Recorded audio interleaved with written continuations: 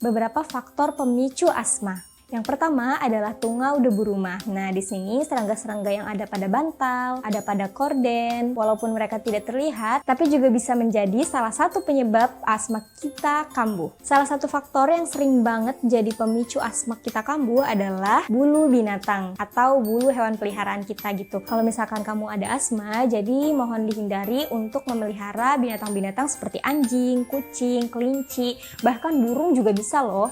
Faktor pemicu yang berikutnya adalah perubahan cuaca. Nah, cuaca dan temperatur yang dingin itu mengakibatkan udara yang kering. Nah, ini sangat kurang baik untuk para penderita asma gitu. Jadi gejalanya itu bisa diperparah karena udara yang kering ini tadi. Nah, selain itu, karena udara yang kering ini tadi itu memicu tubuh kita memproduksi lebih banyak lagi senyawa histamin. Nah, ini nih yang bikin tubuh kita itu bereaksi terhadap alergi sehingga memicu datangnya asma atau memperburuk kondisi pernafasan kita. Yang di rumahnya masih pakai pembunuh nyamuk bakar, terus juga yang masih dikelilingi orang-orang yang merokok. Nah, asap-asap itu menyebabkan kerusakan pada silia kita gitu. Jadi kayak ada bulu-bulu halus yang nempel di paru-paru kita atau di alveolus kita, itu bisa menyebabkan asma kita kambuh juga. Terus juga biasanya yang punya asma ini tubuhnya bereaksi terhadap obat-obatan tertentu kayak antibiotik, terus juga antiinflamasi atau pereda nyeri, dan juga bisa bereaksi pada obat penurun demam. Jadi kalau bisa ketika mau mengonsumsi obat tersebut ada baiknya bilang dulu ke dokternya. Nah, yang berikut ini adalah hal yang paling sering saya alami gitu. Jadi, tubuh orang yang asma juga sangat peka terhadap bau-bauan yang menusuk gitu. Itu juga bisa menjadi pemicu asma. Salah satunya adalah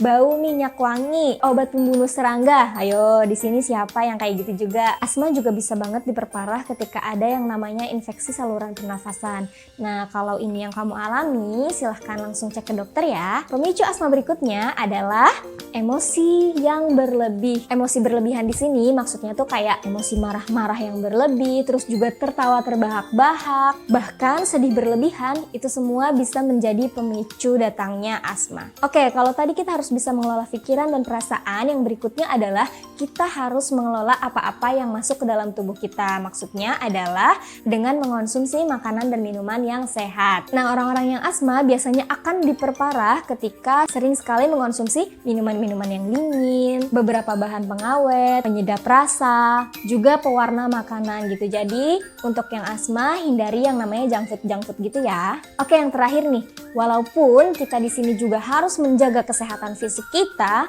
tapi orang-orang yang mengalami gangguan asma itu tidak disarankan untuk melakukan kegiatan fisik atau melakukan olahraga yang berat. Karena kalau kecapean atau kelelahan, nafasnya itu kan agak sulit untuk diatur.